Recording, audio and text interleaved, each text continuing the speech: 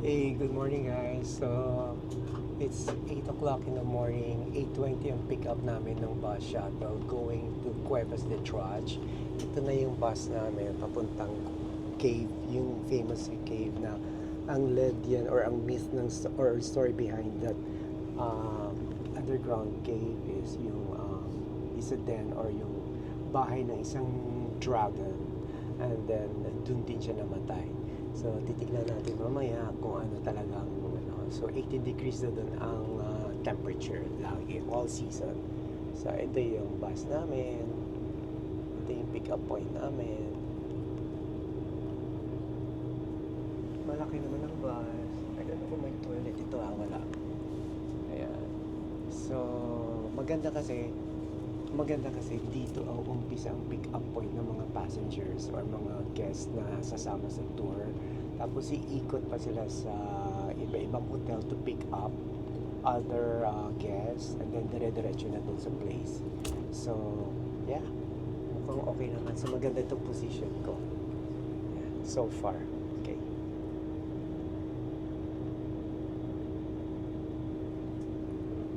So, by the way, ang bus trip fee dito is 49 euros. Nag-deposit ako ng 5 euros kahapon for reservation to confirm na pipick upin ko dito. Actually, dito rin pala ang pick up point ng ibang guest na malapit, neighboring hotels. Maganda kasi dito pala talagang pick up point sa hotel ko. Tapos yung ibang guest, nagpuntahan na lang dito. Sabay-sabay na kami. So, 49. Tapos mamaya na daw ang bayad pagkatapos ng trip. That's nice. Diba? Okay, so let's go. Excited na ako, guys. Oh my God. Mag-isa lang ako. So, tignan na. Sayang, hindi makasama sila mga. But ang problema kasi yung mga bata, ay yung hirap mag-tantrums. Grabe. So, oh my God. Excited ako bigla. Parang umakit ang aking adrenaline. Yes.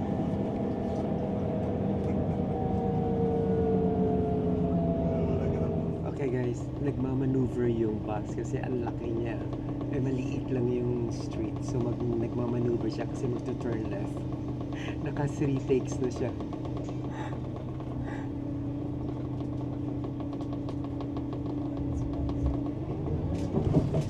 Oops.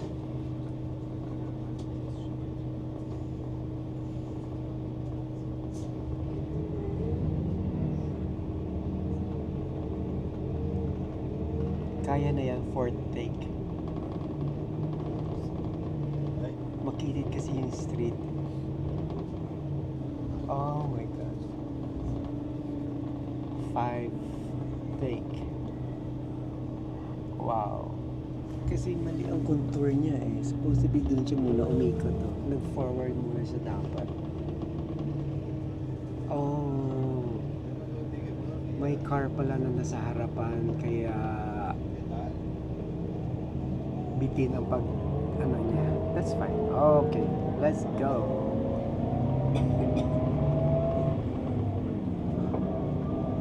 Stazione, Strada San Carmel de Passaia, Strada San Carmel de Bolivia. Hier auf der rechten Seite Stazione, Strada San Carmel de Passaia, Strada San Carmel de Bolivia. Hier auf der rechten Seite, American windmills can extract between 10,000 and 15,000 liters of water an hour.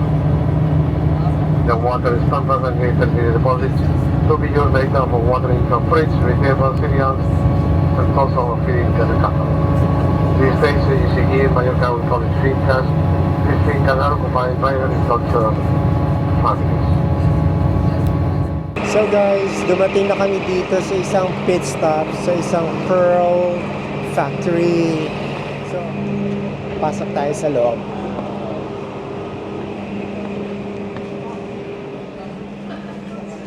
So, it's a typical souvenir shop. Yeah. Siyempre kasama yan sa Tour de France. Kasama yan sa group tour. May mga wine tasting. Yeah. Cute nito actually, ha. Magnet. No?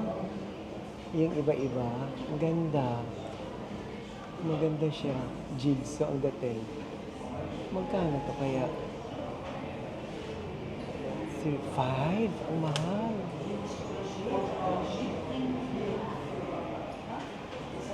Ang 3 euros. Actually, maganda siya.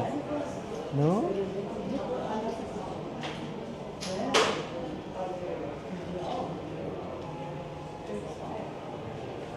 Maganda actually.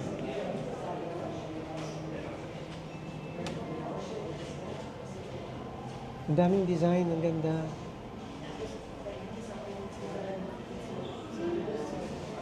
Ang ganda actually.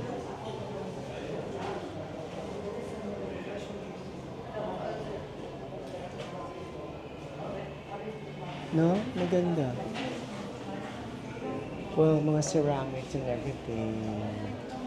And mga wine. Nandun sa kabilang side ang mga wine. Yeah. Dito, ano ba to? Kwan. Table napkins.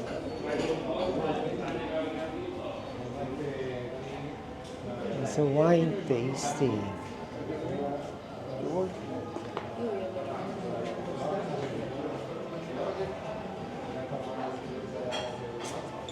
Wine tasting.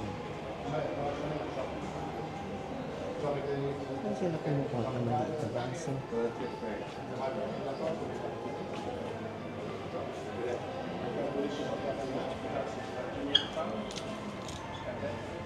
wait, toilet. Toilet guys. Pag wine tasting tayo. Herbes. Herbes.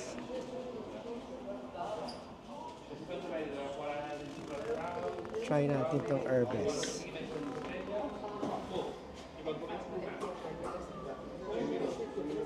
Oops. Okay, guys. Herbes.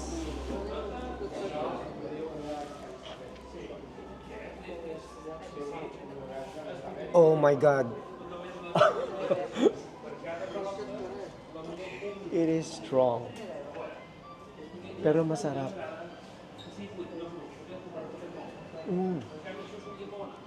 Oh my God. Whew. Banana. Ito, try natin itong banana. They have banana.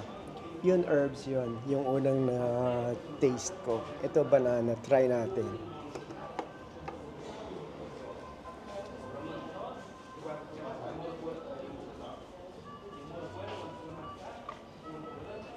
Okay. Try natin itong banana. Oh.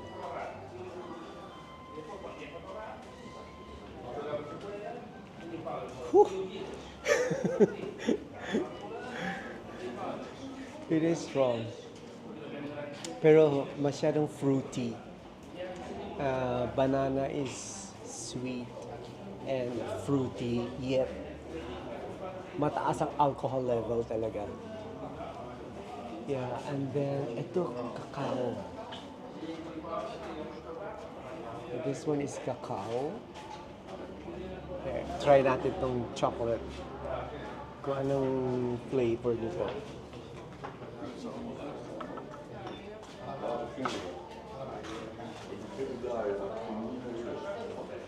Konti lang. Yeah.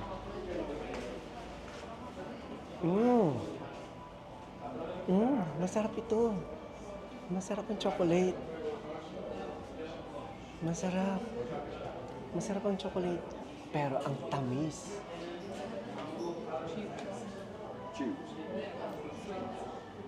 Ang tamis. Apple. Okay. What is this peach? We have apple. Try natin yung apple.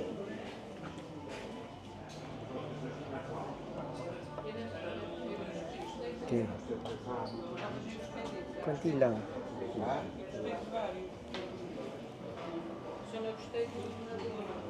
Oh my God.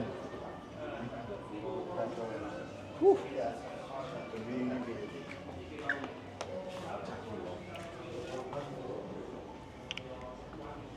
Strong.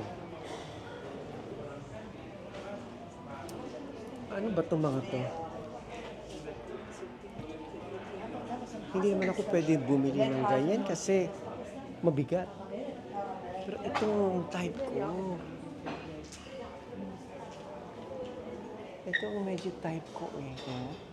Yung ito. Pero shit. Hey guys, this one are cute. Yung fridge magnet, parang jigsaw. Yung cute. So kumuha ako ng 6 guys, different designs.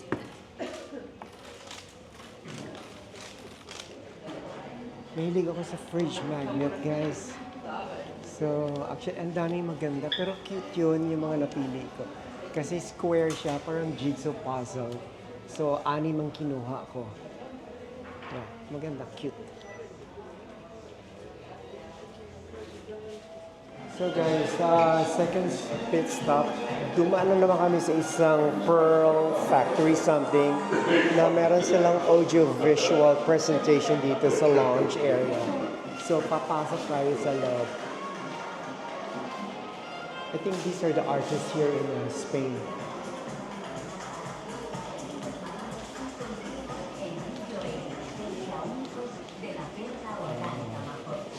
Por sus múltiples controles de calidad y su saber hacer de más de 125 años, Mafuta le ofrece una garantía internacional de 10 años a sus perlas. Disfruten de su visita y felices vacaciones. In this presentation, we will take you through the creation process of our pearls and jewels. White opalite, a rock mineral, is melted to create the nucleus of our pearls. So this is how they create the necklaces of the pearl. Yung mga gamit nila, ito yung mga gamit nila. Yeah, how they prepare and make a jewelry. See? This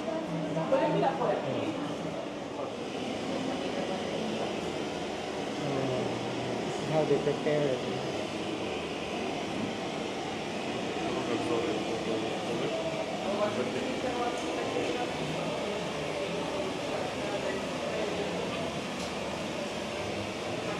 Muy bien.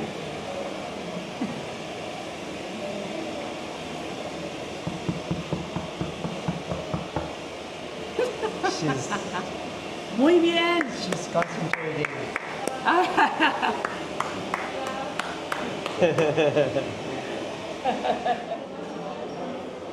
Oh wow.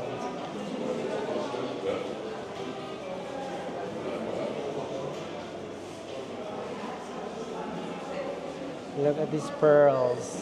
Wow, ito ang ganda. Ang shiny. Ang kintab. So, okay guys, nandito kami sa isang pearl shop na nagma-manufacture nila how they do the pearls, the jewelries and everything. So, ito lahat yung area nila. This is sa lower ground floor, tapos meron pang second floor. So, yes, ito yung pearl. I think famous sila sa pearls eh. Tignan mo guys ang presentation nila. See? Yeah. So super promote. Tignan mo naman yung pearls. Look at that. It's big. Yeah. May black pearls. May peach. Ang color, black. So, yan.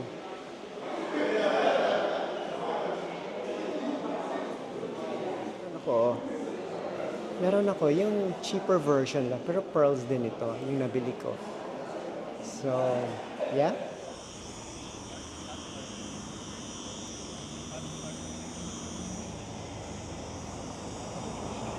Okay guys, balik na ako sa bus eh. Kasi I think 30 minutes na lang naman ang pit stop dito. Balik na ako sa bus. Ang bus namin is number 2. Ito na yung ticket namin, entry for Cuevas del Drache. Ayan, binigay ng driver. Maganda kasi ano na, organize sila. So guys, this is a long queue going into the entrance of the Cuevas del Drach kasi sabay-sabay dumating yung mga turista. Supposed to be, inuna muna to and then later on ay yung mga pit stop or whatsoever, yung mga souvenir shop. So, sabay-sabay. Kaya, it's a long maze.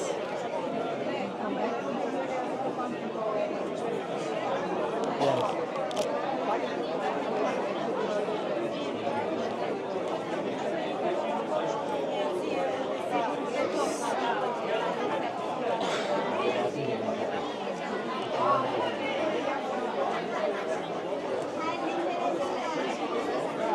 So we're going to spend 1 hour here inside, and then it's already 11:30 in the morning, and I believe the bus leaves at 1:30 going back to the city. So we'll spend here 1 hour.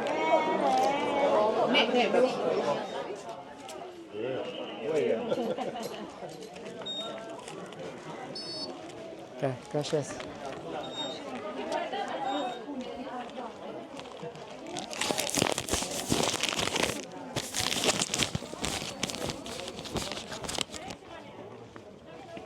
So, okay guys, we're in. Nakapasok na kami lahat.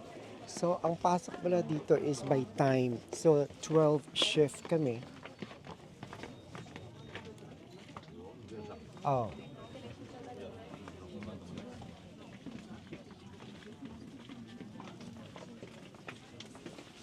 So, pababa ka agad, papuntang cave.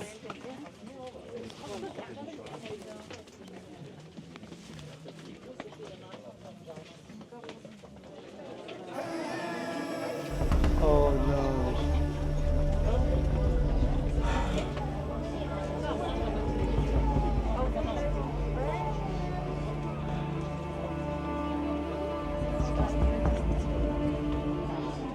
So guys, the story behind this cave is during this ancient time, pirates and buccaneers explored the dark passages of these caves in search for the hidden treasures. But the dragon who lives here guarding the treasures appeared furiously before this brave man who tries to plunder the treasures.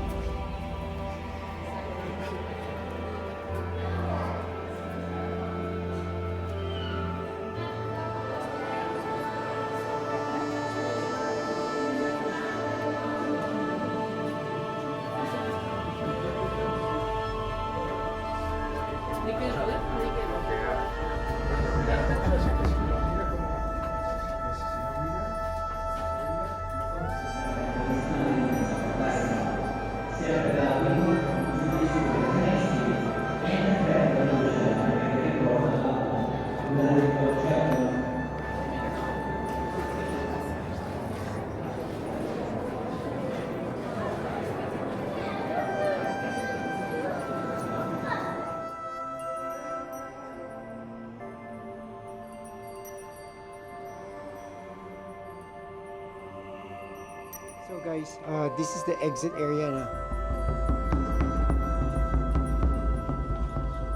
And you can see the light.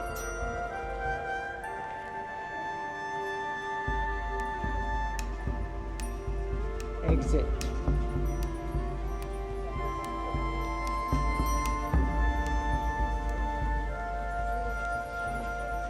So this is how it looks like down here.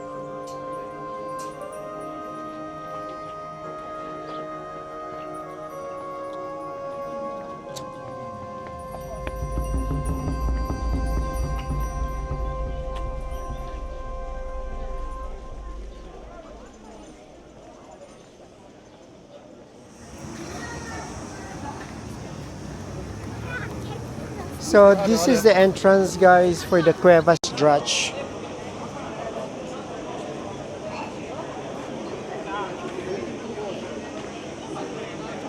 Yes. Okay. So that's it. I made it.